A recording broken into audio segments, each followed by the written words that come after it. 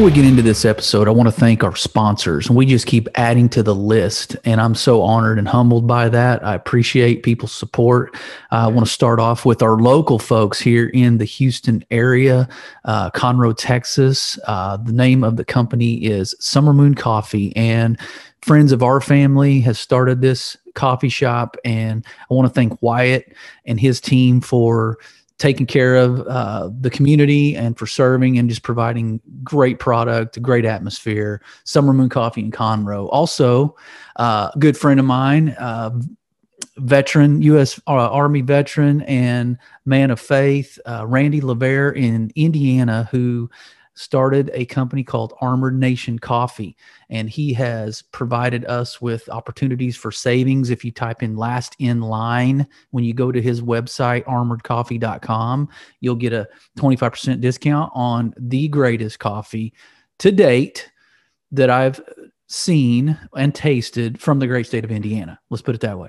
It's very good. Very good. And he's a great guy. And the mission he has is to take the gospel to the marketplace. So thank you, Armored Nation Coffee. Also, Do Work That Matters is a fairly new sponsor, a young man who is out showing appreciation with an apparel line that he's created for first responders, people in the community that serve, give back, and do work that matters. He's created a clothing line. He's been gracious with giving us some of his merchandise, and it's great stuff. Love the logo. So thank you to Do Work That Matters. Most recently, we've added the Cowboy Revolution apparel company, and I came across him on Instagram and just reached out, and we connected, and he was nice enough to send us some things, and love the logo, love his brand, and Cowboy Revolution Apparel is our newest sponsor. So I say go check them out on Instagram and go to their website and cowboyrevolutionapparel.com and get some of their stuff. It's awesome. Worthy mission. And last but not least, I want to thank our newest sponsor, Lead Like Lions, and Kevin Fulton. And I want to just thank him for reaching out and supporting Last in Line podcast with a t-shirt. They've got a really cool logo, a cool Instagram page. They've got a website that says they Lead Like Lions is a Christian lifestyle brand to help men become stronger physically, mentally, and most important, spiritually, to lead their families as God has created them to do. So I want to thank Lead Like Lions for their support of this podcast. So if you've ever had a dream or a vision or a plan, or you feel like you have suddenly this aha moment about a purpose and direction in your life, and you just don't know how to get it going, you just don't know how to really put legs on it, one foot in front of the other, I want to talk to you today a little bit about where that generates, or where that should generate, and how that, if it generates in the right places, starts to process in the right places and develop, then you can actually step out beyond even your own expectations and exceeding your expectations, and outside of what you think is your capacity and limitations. You can even surprise yourself. So today I want to talk to you about a God dream, and I'm going to call this heart, head, hands. And those are the 3 H's that I have come up with that really allow us to see this thing develop. And whatever this thing is to you, it has to start somewhere, though. It's got to be rooted in the right place, and it's got to really stem from a place that God can only allow it to flourish. So if we have a purpose and a plan and a dream for our lives, but it doesn't line up with our gifts, it doesn't line up with God's intentions or God's design for us, if it doesn't line up with how he wants to use us, we can actually go out and do those things.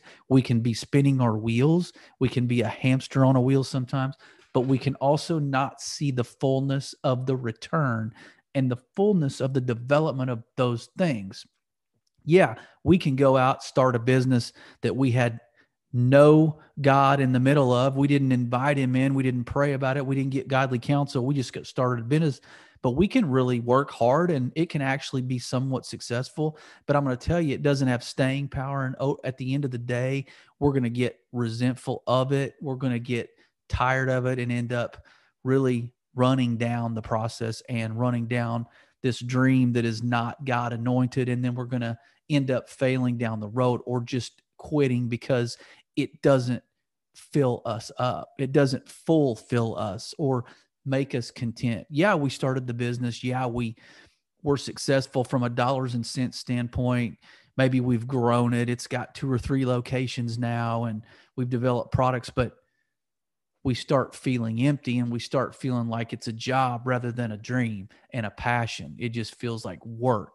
And so what I'm here to tell you is God can be behind this stuff. He can be behind a dream in our hearts, in our heads, and our hands can go out and execute.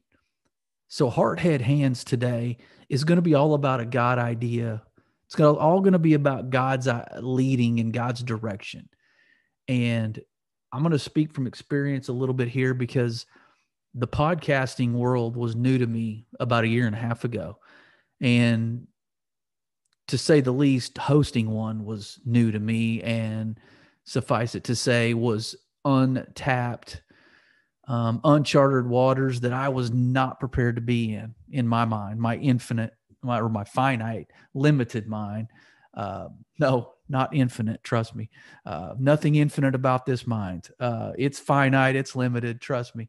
But so I didn't even know what to do with that whenever it was presented to me to write a book and start a podcast. Like I didn't know what that looked like. I didn't know if I was that person.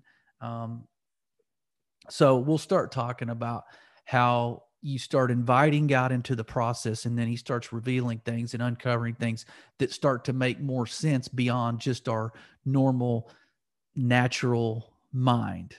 And the natural man that we are gets really supernatural when you invite him and the Holy Spirit to really, and you ask for wisdom along that journey. So I started a podcast, right? Well, it's done okay. It hasn't done what other podcasts have done, but I'm happy with it. I've met people, I've blessed people, I've got good feedback. I think it's growing a little bit, really slowly, but still it's growing. But I also kind of branched out this idea of a podcast. I thought, how can I give back to my community? How can I give back to my company beyond just my normal contribution that I get paid for on a daily basis in my career? So I developed a podcast that I feel like would connect employees within my organization.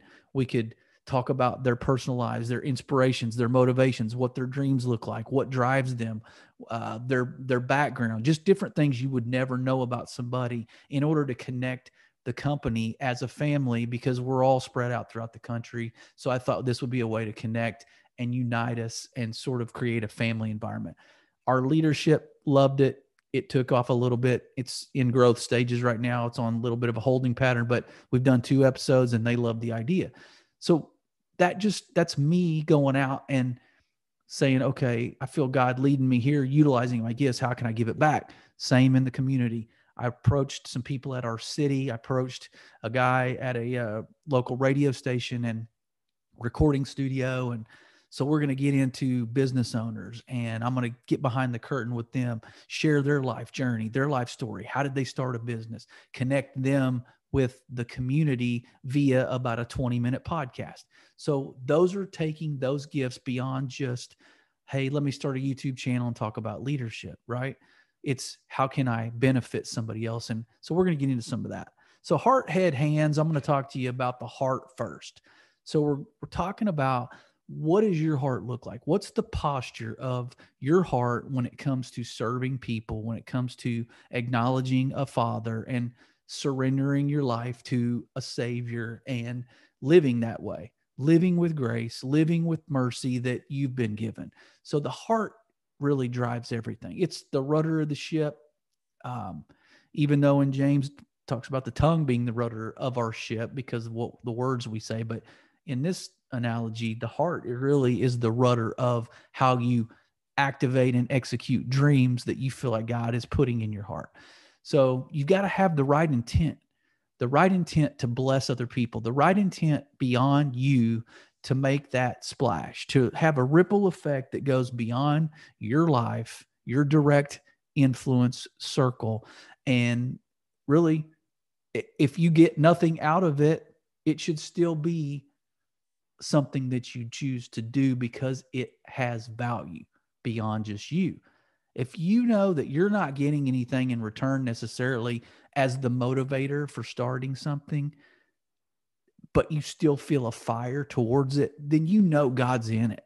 If you stand to gain limited things, something limited from it, but you stand to give way more than you receive, it might just be a God idea. So the desire to be significant comes out through that process if our heart is aligned with the intent to bless and serve, like I was saying. And so the desire to be significant really is within us all, even if we don't call it that. A lot of people desire to be successful. I would argue that significance trumps success. I believe you can have success if you start with significance, but I don't necessarily believe it to be the other way around. If we chase success, I believe that's more about how it impacts us, and the significance element comes in after the fact, maybe. If we put the significance factor in there first and we know that we're going to bless and serve and have value for others, and then, oh, okay, at the end, I might be successful because something might have come back to help and benefit me. If we do it in that order, I believe our heart is set up for success. I believe our heart is in a right standing. I believe our heart is set up correctly and aligned with what God intends. We all crave that impact factor. We all crave and hunger for that. How can I impact somebody? How can I influence somebody? That's why people start businesses, in my opinion. Yeah, they want to make money and be their own boss, but I think they want to have somebody go out and buy what they're selling. They want to have a splash in the marketplace. They want to fulfill a need. Like, we all crave that, even if we call it something else. And I believe God puts that in our hearts to crave and hunger for having the impact in other people's lives. So that's where our heart has to be. That's where everything has to start. That's where this God idea really starts to get traction, is when our heart is aligned perfectly. So the head, okay, heart, head, hands, we're going head next. So in our minds, once the heart starts to get in the right place, right? It's now it's set up for success. So our head has to follow suit, right? Out of the abundance of the heart, the mouth speaks. So the words we say are impactful, but it's based on what's in us, in our heart down there. So that it starts this develop the process of the dream that we start to activate. Okay. We're starting to walk this out in the podcast world, right? I felt like God gave me a voice. God has a reason for it. God gave me the ability to write. So how can I get it out there? How can I, how can it translate from me to somebody else and really start to impact further and extend that sphere of influence? And so the mind really starts to develop that process in yourself. You create, but as you do, there's going to be attacks coming at you. There's going to be things that try to dismantle what dream you have. So we got to create a fortress inside our brain and around us, because we know the devil, the enemy, comes to kill, steal, and destroy. It tells us in John 10:10. So we know that there is going to be a war that's waged on a daily basis, especially if you're lined up with God's dream and you start to take that step. Don't you think you're going to have opposition? Don't you think in a supernatural realm that you're going to have opposition and resistance? Because you will. It is true. So we've got to build that fortress. So as we're developing the process in our head, we got to develop this fortress, get in the word, get God in every day, bring him in to the middle, invite him, bring him in, and start listening, start trying to hear within inside you where you're being directed. Start speaking, like I said, out of the heart, right? The mouth speaks. So start speaking that dream. Start speaking these wins, the victory that's going to happen. Start putting legs on that through your words. And that really creates a fortress and kind of locks the enemy out and lets him know you're not, you're not rolling over. You're here to play ball. And so we're doing these little things that kind of create this headspace that's healthy. And so, this last part of head is stay the course, man.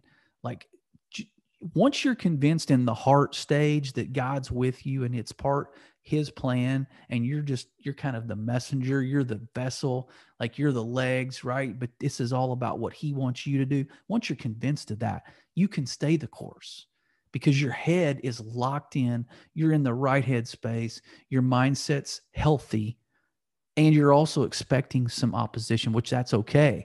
But we're going to go through it. We're going to stay the course. We're going to persevere, right? God doesn't give us a spirit of fear, right? He gives us a spirit of power, love, and a sound mind. Sound mind, right? A sound mind means a healthy mind, strong mind.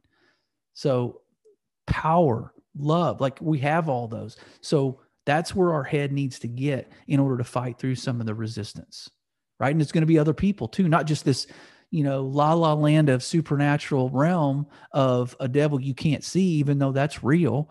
There are going to be other people that are back scratching their head thinking, what are you thinking? They're like, what is he doing? Like, he's starting this. Wait, he's going this direction. Wait, he says God told him that this might be the purpose for his life. I don't know. Like, you're going to hear some doubt. So we got to squash that on the ground floor. We got to squash that. But if you do, the way to do that is to start developing the process in your mind of how to activate what's in your heart that you're convinced of, also creating the fortress around some of those negative thoughts, and then staying the course to press through.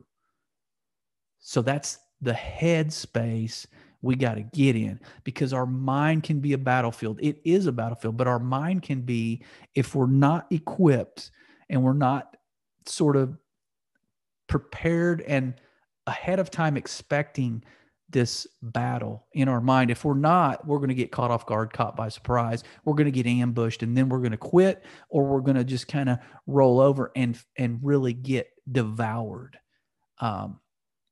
Enemies can be in all shapes and sizes. So we got to be ready for that, and we got to expect it. But nothing changes what's in the heart. That's why heart was first in this kind of lineage of heart, head, hands. The heart, once it's convinced, once it's in right standing, it can help the head through some of those obstacles. So the last one here is hands.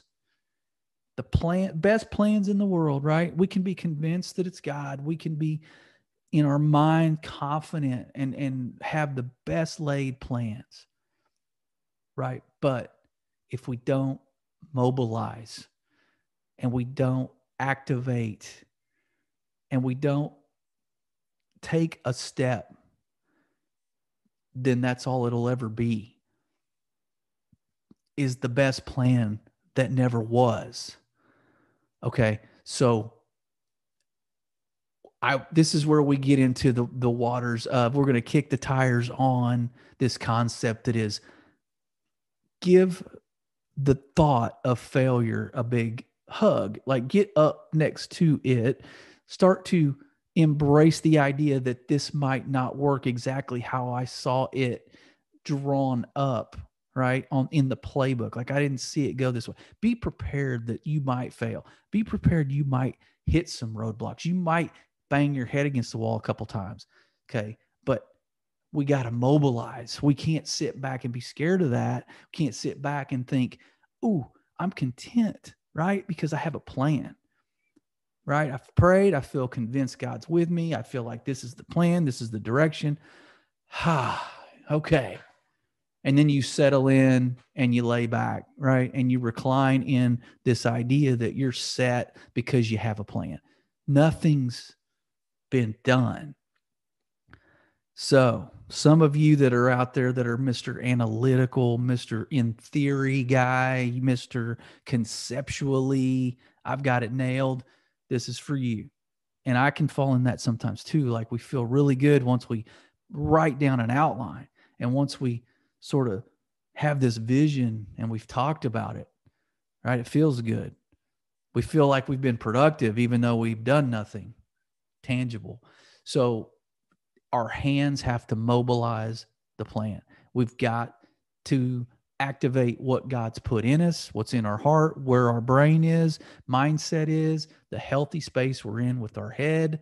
And then we've got to step out, right? Mobilize. So our hands have got to do the work. But what I will say is we're not necessarily rowing the boat by ourselves.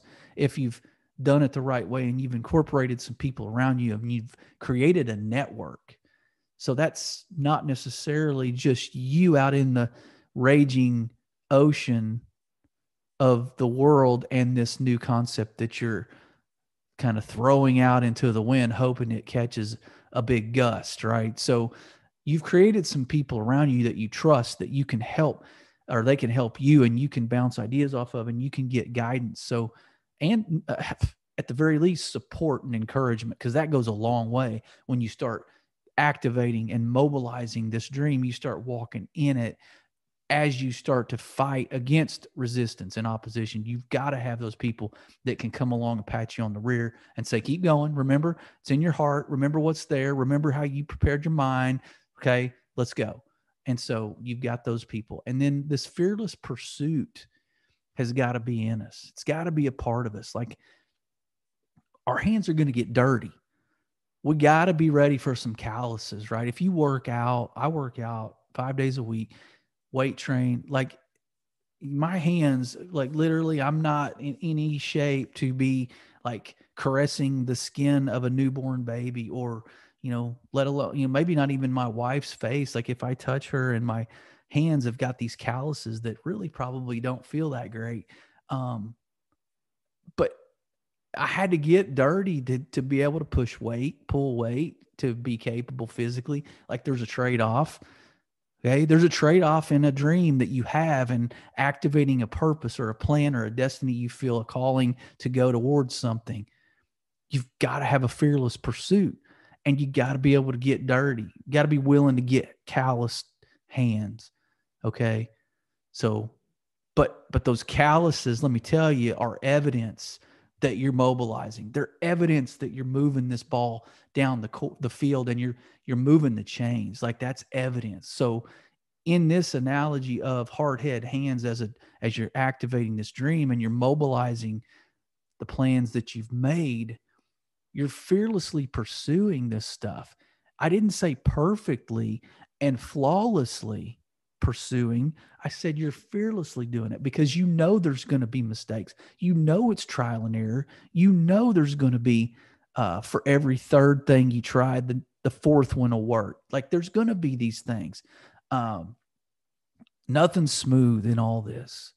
Like this podcast is not smooth. Like the local Conroe where I live, this Conroe area podcast I'm doing, it's not smooth, right? I've got to make sacrifices with my schedule. I've got to do some scheduling of guests and really start to make that investment. And it takes work, editing, and just planning with different people. Like that's not easy. And I'm a one-man show. I don't make a dime from this.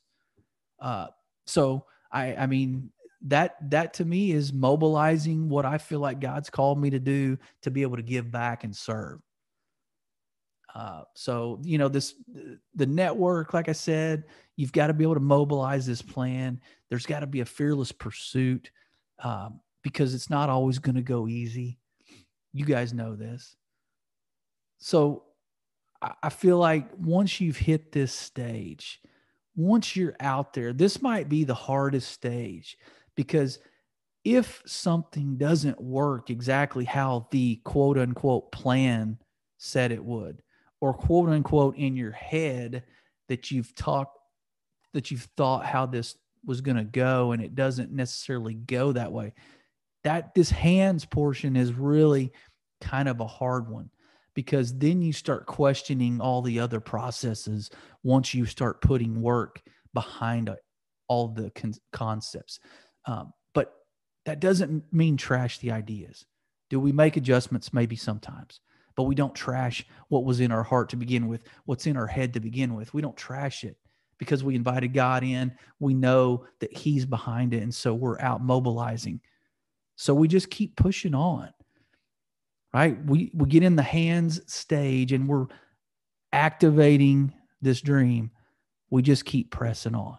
That doesn't mean I don't mean use a bigger hammer if it's not going right, just so you can say you beat the crap out of something, to say you completed a task along this dream continuum. But I am saying maybe you have some resistance. That doesn't mean it's bad. Doesn't mean the plan gets trashed. Keep pushing through it. All right. So let me recap for you guys. We're talking about a God dream, a God idea, a God plan with his leading and direction. So we position our heart by inviting him in, pressing into his wisdom that he's going to give us.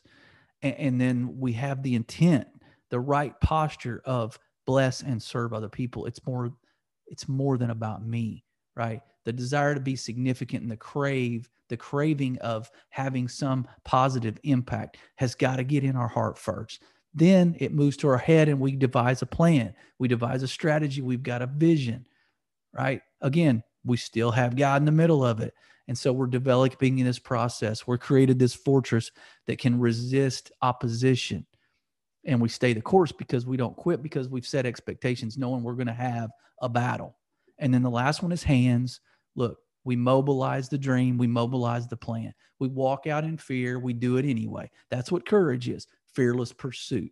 And then we have a network of people that we've surrounded ourselves with that can come alongside, can encourage, can kick us in the butt if we need it, but can keep us on course. So I hope that helped. I hope that blessed you. With that, take care.